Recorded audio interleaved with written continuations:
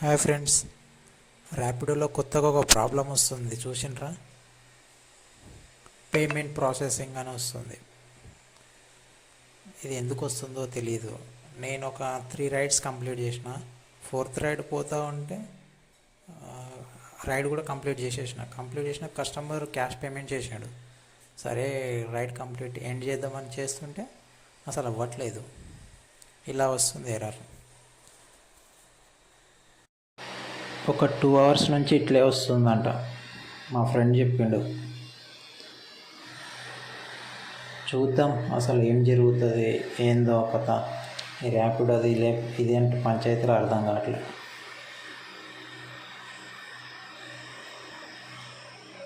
ఇప్పుడు ఎప్పుడు స్టార్ట్ అవుతుందో ఏందో.